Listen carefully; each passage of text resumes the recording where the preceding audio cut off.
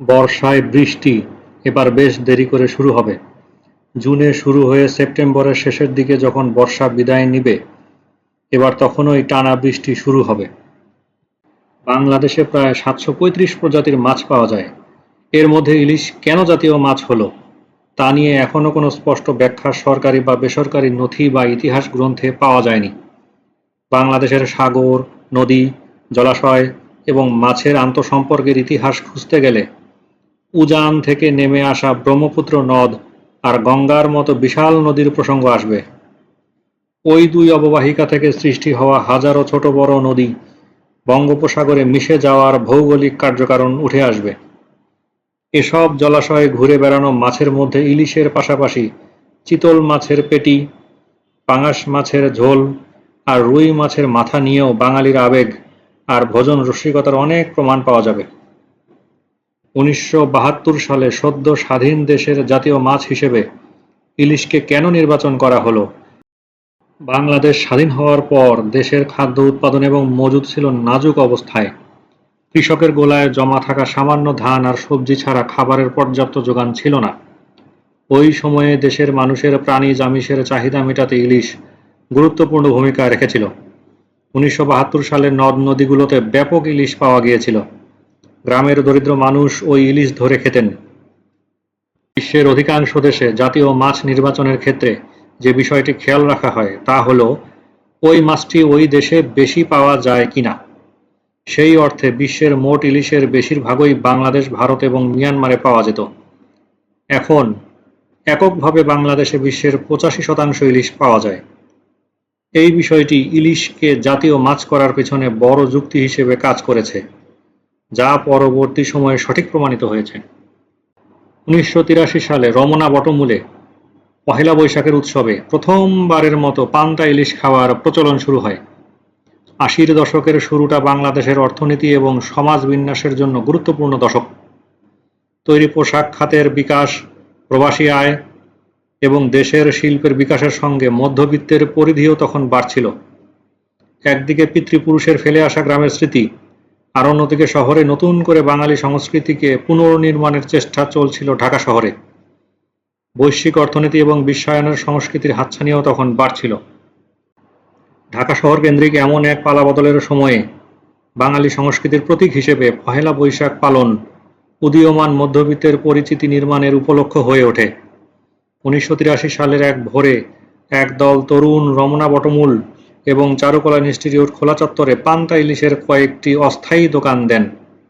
মধ্যবিত্তের গ্রাম আর শহুরের সংস্কৃতিকে মিলানোর এই অভিনব চর্চা এর পরের বছরগুলোতে ডালপালা মেলতে থাকে। উৎসবের এই পান্তা ইলিশ প্রচলন মধ্যবিত্তের রান্নাঘর আর বৈঠকখানায় স্থান পেতে শুরু করে।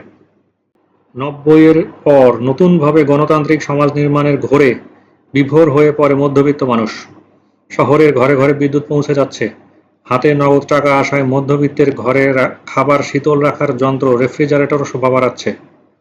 বিশ্বায়নের নানা প্রভাবের প্রতিক্রিয়া হিসেবে দেশীয় সংস্কৃতির উপাদান হিসেবে ইলিশ মাছ খাওয়া, বাংলা পল্লী গীতিকে ফোক মিউজিক হিসেবে চর্চা করা, পহেলা বৈশাখ, পহেলা ফাল্গুন, ২১ ফেব্রুয়ারি, বিজয় দিবস, স্বাধীনতা দিবস পালন হয়ে ওঠে বাংলাদেশী সংস্কৃতি এবং আত্মপরিচয়ের স্মারক।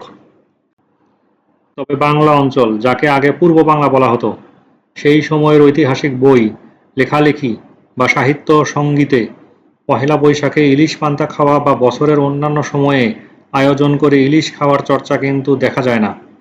বরং এই সময় অর্থাৎ মার্চ এপ্রিলে বাংলার কৃষকের ঘরে খোরাকির খাবার জোগাড় করাই কঠিন হয়ে যেত। অন্যদিকে বছরের ওই সময়টাতে ইলিশের ডিম ছাড়ার মৌসুম, তখন ইলিশ মাছ ধরাও বরং এই সুস্বাদু মাছটির বংশবিস্তার বা সংখ্যা বাড়ানোর পথে মস্ত বড় বাধা ছিল। ৮০-র দশক থেকে ২০০৫ পর্যন্ত বাংলাদেশের ইলিশের জন্য ক্রান্তিকালই বলা যায়, কারণ এই সময়ে দেশে ধারাবাহিকভাবে ইলিশের উৎপাদন কমেছে তো কমেছেই। দেশের নদীর তীরে একের পর এক শিল্প কারখানা এবং শহরের বিস্তার দূষণ বাড়াচ্ছিল। আর অন্যদিকে ফারাক্কার প্রভাবে পদ্মা নদী দিয়ে ইলিশের বিচরণও বন্ধ হয়ে যায়। একদিকে সাংস্কৃতিক প্রতীক হিসেবে ইলিশের চাহিদা বাড়ছে, আবার অন্যদিকে নদীর দূষণ এবং পলি পড়ায় ইলিশের সংখ্যা কমছে। এই পরিস্থিতিতে ইলিশের দাম দ্রুত বাড়তে থাকে। ইলিশ যত দুষ্প্রাপ্য হতে থাকে একে নিয়ে মধ্যবিত্তের উৎসাহ তত বাড়তে থাকে। তবে 2000 সালের পর সরকারের ইলিশ রক্ষায় নেওয়া নানা উদ্যোগের কথা অবশ্যই মনে রাখতে হবে। 80-র দশক থেকে সাংস্কৃতিকভাবে গুরুত্বপূর্ণ হয়ে ওঠা ইলিশ মাছ রক্ষায় সরকার একের পর এক উদ্যোগ গ্রহণ করতে থাকে। ইলিশের জন্য অভয়াশ্রম ঘোষণা এবং জাটকা রক্ষার মতো উদ্যোগের সুফল আসতে শুরু করে 2010 সাল থেকে। দেশে ইলিশের উৎপাদন দ্রুত বাড়তে থাকে। ওই সময়ে দেশে মানুষের আয় আর বিদ্যুৎ উৎপাদনও বাড়তে থাকে। ঢাকা ছাড়াও বড় শহরগুলোতে বিদ্যুৎ সংযোগ আর রেফ্রিজারেটর সমান তালে বাড়ে। দ্রুত পচনশীল এই মাছ সহজেই সংরক্ষিত রাখা যেত এই রেফ্রিজারেটরে। ইলিশের অবতরণ কেন্দ্র বা ঘাটগুলোতে বরফ কলের সংখ্যা বেড়ে যাওয়া, ইলিশ সংরক্ষণে হিমাগার তৈরি হওয়ার মতো অবকাঠামোগুলো বেসরকারি খাতের মাধ্যমে দ্রুত সম্প্রসারিত হতে থাকে। একদিকে অবকাঠামোর বিস্তার, অন্যদিকে মানুষের আয় বেড়ে যাওয়া আর ভালো দাম পাওয়া ইলিশের পেছনে মৎস্য শিকারী এবং ফরিয়াদের বিনিয়োগ বাড়তে থাকে। ফলে সমুদ্রে বড় জাহাজ এবং নৌকায় করে ইলিশ ধরতে যাওয়ার প্রবণতা বাড়ে। 2006 থেকে 2022 সালের মধ্যে দেশে ইলিশের উৎপাদন 2 লাখ টন থেকে প্রায় 6 লাখ টনে পৌঁছায়। ঢাকা শহরের মধ্যবিত্তের পাশাপাশি মফস্বলের মধ্যবিত্ত এমনকি গ্রামীণ মধ্যবিত্তের পাতে ইলিশ স্থান পেতে শুরু করে। এভাবে 70-এর দশকের শুরুতে দেশের দরিদ্র মানুষের প্রাণীজ আমিষের চাহিদা পূরণের ত্রাতা হিসেবে আবির্ভূত হওয়া ইলিশ একসময় উচ্চবিত্তের মৎস্যবিলাসে পরিণত হয়। 2015 সালের পর ইলিশের উৎপাদন বেড়ে দামও কিছুটা কমে গিয়ে তা মধ্যবিত্তের নাগালের মধ্যে চলে আসে।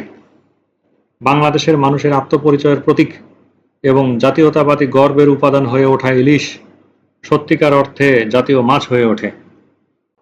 প্রিয় দর্শক, সম্প্রতি ঢাকা এবং এর আশেপাশের শহরগুলোতে ছোট এবং মাঝারি মাত্রার বেশ কিছু ভূমিকম্প সংঘটিত হয়। এর ফলে বেশ কিছু পুরাতন ভবনে ফাটল সৃষ্টি হয় এবং বহুতল ভবনে বসবাসকারীদের জন্য এটি একটি উদ্বেগের কারণ হয়ে দাঁড়ায়।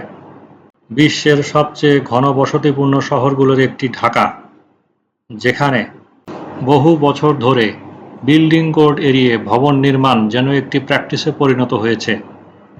এই ভয়াবহ প্র্যাকটিস আমাদেরকে এগিয়ে নিয়ে যাচ্ছে এক অমোঘ নিয়তির দিকে। নিরাপদে বসবাসের জন্য এবং আগামী প্রজন্মের জন্য কোড ভিত্তিক বিল্ডিং ডিজাইনের কোনো বিকল্প নেই। কোড ভিত্তিক বিল্ডিং ডিজাইনের জন্য ডেসক্রিপশন বক্সে দেখানো নাম্বারে যোগাযোগ করুন। প্রকৌশলী আহসান।